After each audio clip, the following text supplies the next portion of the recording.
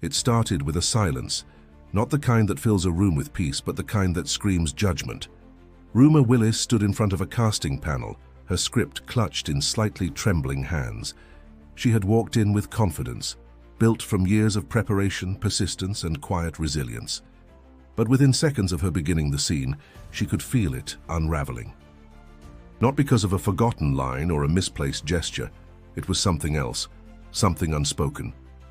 Before we dive into this gripping story, don't forget to subscribe to our channel for more powerful stories from behind the scenes. The audition had seemed straightforward, a supporting role in a gritty drama helmed by a respected indie director. It wasn't glamorous, but it was the kind of role Rumer had trained for, real, textured, emotionally demanding. She'd rehearsed relentlessly. She wanted this not because it was a stepping stone, but because it mattered. When she walked in, the energy in the room shifted, as it always did. Not because of who she was, but because of who they thought she was. One panelist, a woman in a turtleneck and oversized glasses, leaned in and whispered something to her colleague. They smirked. Rumer kept going. She began her monologue, channeling all the emotion and control she'd honed over the years. Her voice trembled in the right places, rose with precision, but she wasn't being seen. Not really. And then came the comment. Offhand, yet deliberately loud enough for her to hear. "We were hoping for someone less recognizable." The words cut through her concentration like a blade. For a second, her breath caught. She blinked, steadied herself, and finished the monologue. Silence followed, not the respectful kind, the uncomfortable, dismissive kind. "Thank you," someone said flatly. She nodded, walked out, and closed the door behind her. Out in the hallway, she leaned against the wall, script still in hand. Her chest was tight, her mind reeling. She didn't cry. She didn't crumble. But inside, she felt something fracture. She had known rejection before. It came with the territory, but this wasn't about her performance, it was about her name. All her life, Rumer had felt the burden of expectation. The daughter of Bruce Willis and Demi Moore, raised under spotlights that she hadn't asked for. People assumed her life was easy, her path clear, but every audition felt like walking into a courtroom where the verdict was already written, and yet she had fought quietly, steadily to earn her place. She took acting seriously. She turned down easy roles, sought mentors, studied the craft. She didn't want fame, she wanted work, purpose. That audition wasn't just a rejection, it was a dismissal of her identity. A reminder that to some, she'd always be a shadow of her parents' fame, not an artist, not a person with her own voice. She left the building and walked 3 blocks in silence. No calls, no tears. Just the echo of that sentence repeating in her head. We were hoping for someone less recognizable. By the time she got home, she had composed herself. She wouldn't speak about it. She would move on, as she always had. But the pain lingered. Not because of the job, but because of what it revealed. That in a town where everyone wore masks, she still couldn't take hers off. And behind her silence, something was stirring.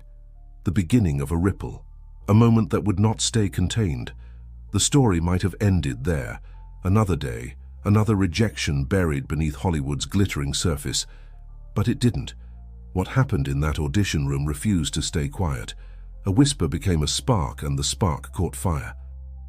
An anonymous post surfaced on an entertainment forum, written by someone claiming to have been present at the audition. It detailed what Rumer had endured, quoting the dismissive comment word for word. "We were hoping for someone less recognizable." The post was brief, almost casual, but its implications were seismic. Screenshots circulated within hours. On Twitter, users began debating, was this proof of industry elitism, or was it a necessary reckoning against the influence of famous families? For every person defending Rumer, another questioned her presence in the room to begin with. "She's only there because of her parents," one tweet read. "Maybe they wanted real talent." But just as quickly, another voice responded, "She is talented. And she's been proving it for years." The internet, never one to stay silent, erupted. Hashtags like "Let Her Act" and "Recognize Rumer" trended. TikTok users created emotional monologues in her defense. Others stitched clips from her past performances, highlighting her talent with the caption, "Not just a name, Still, for a day or two, it remained online noise. That changed when Bruce Willis broke his silence. He didn't post often anymore. His recent health struggles had made him retreat from the public eye, but this time he couldn't hold back. On his verified Instagram account, he shared a black and white photo of Rumer as a child sitting on a stage, cradling a script. The caption read, "Rumer is a brilliant artist. She's worked for everything." That room didn't deserve her. It was raw, simple, and powerful. A father's voice, not a celebrity's. Within minutes, the post had hundreds of thousands of likes. Comments flooded in, not just from fans, but from colleagues, actors, filmmakers, and journalists. The tone of the conversation changed. Suddenly, this wasn't just about Rumer. It was about legacy, identity, and the right to be judged on merit, not bloodline. Jamie Lee Curtis shared the post with her own reflection. "We don't choose our families, but we choose our craft. Rumer chose the hard road. That matters." Tom Hanks weighed in during a radio interview. "People think it's easy for our kids. It's not. They walk into rooms already wearing a label. That's not freedom." Zendaya tweeted, "Being born into something doesn't mean you didn't work for it. Give people space to grow." The comments kept coming. Directors, casting agents, critics, some defended the industry, claiming it had the right to cast as it saw fit. Others admitted the uncomfortable truth. Legacy actors were often judged more harshly, not less. And at the center of the storm stood Rumer, silent, composed, watching the debate unfold with a mix of shock, gratitude, and deep exhaustion. She hadn't asked for this spotlight.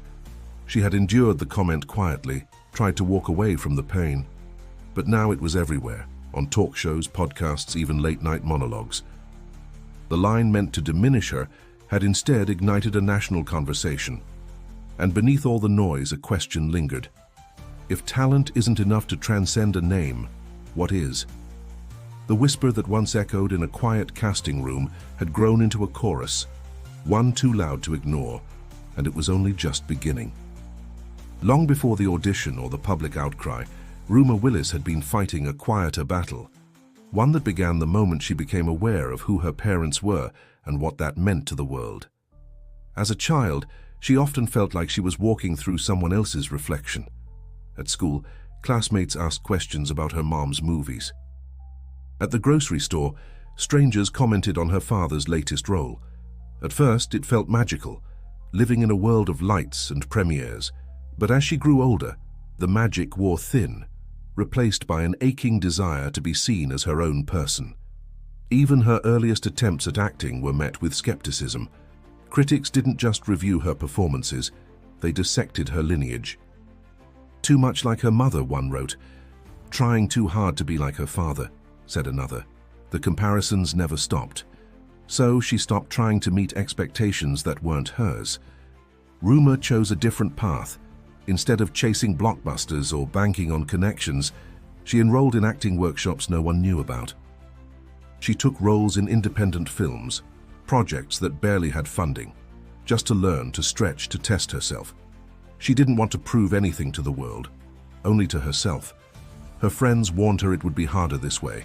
She knew. But the easy road felt like a trap. What she wanted was respect, and she knew it couldn't be inherited. Behind closed doors, though, she struggled. Every time she stepped into an audition room, she carried the weight of expectation. Her last name wasn't a door, it was a wall, and each rejection, each suspicious glance added another brick.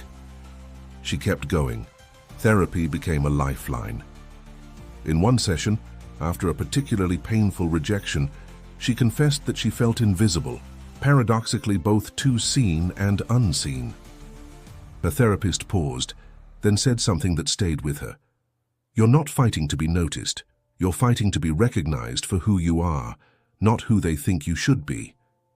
It was a brutal truth, but it gave her clarity. Her inner circle knew how much she cared.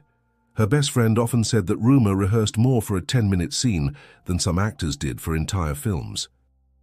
She wasn't chasing fame. She was chasing truth in her work, and yet no amount of discipline could shield her from the sting of dismissal. That audition, with its cutting remark, wasn't an isolated event. It was just the loudest. But something had shifted after Bruce's post. For the first time in a long while, she didn't feel like she was standing alone. Messages poured in, not just from fans, but from fellow actors, even strangers who knew the pain of being misunderstood. Some shared their own stories of being labeled, dismissed, underestimated. A mosaic of empathy took shape, piece by piece. She read every message. Not all of them were kind. Some still questioned her motives, her right to complain. But others were voices she had never heard before, echoing the same longing, to be seen beyond assumptions. That solidarity lit a spark in her. Maybe the fight wasn't just hers to bear. Maybe she wasn't just the daughter of Hollywood royalty trying to escape a shadow. Maybe, just maybe, she was a mirror for a broader truth. And though the noise around her was growing louder, inside a fragile sense of purpose was beginning to rise. Because when your voice has been silenced for too long, the moment you reclaim it becomes more powerful than any name. The noise surrounding Rumer Willis didn't fade. If anything, it intensified. The initial outrage transformed into a broader inquiry, one that peeled back the layers of a system long praised for its glitz, while rarely scrutinized for its biases. And Rumer, unwillingly at first, had become the catalyst. Media outlets jumped in. Some published headlines crafted for controversy. Nepotism baby or just an actress? Others took a more thoughtful route, questioning the rigidity with which the entertainment industry treated second-generation performers. Was it truly privilege if that same legacy came with barriers, not bridges? Think pieces filled opinion columns. Panel shows dissected the moment frame by frame. Social commentators questioned the double standards. A few hosts mocked her pain, chalking it up to celebrity problems. But others dug deeper, realizing this wasn't just about Rumer. It was about how Hollywood filtered talent through unspoken codes of legitimacy. The story's momentum caught casting directors off guard. Some scrambled to clarify their stance. One issued a private apology, admitting the comment may have been insensitive. Another studio executive revisited a previously rejected audition tape of hers, privately noting how strong the performance actually was. The Academy, careful as ever, issued a brief, vague statement. "We are committed to inclusive opportunity for all artists, regardless of background." It said little, but its existence signaled something important. This conversation wasn't going away. Then, after weeks of silence, Rumer decided to speak. She chose a long-form interview, not glossy, not overly produced. Just her, sitting across from a respected journalist. The exchange was honest, tender, and quietly powerful. "I don't want a free pass," she said, voice steady. "I just want a fair shot. That room didn't dismiss my acting. They dismissed my presence." The interviewer paused. "What would you say to people who think you've had every opportunity?" Rumer smiled faintly. "I've had access. That's true. But access isn't acceptance. I've walked into more rooms that doubted me than ones that believed in me. I'm not asking for sympathy, just fairness. Let my work speak." The clip went viral. Her words weren't defensive. They were disarmingly grounded. It struck a nerve not only with artists, but with anyone who had ever felt trapped by assumptions. Suddenly, universities began organizing panels on identity in performance. Acting schools introduced discussions on bias, both in favor of and against legacy actors.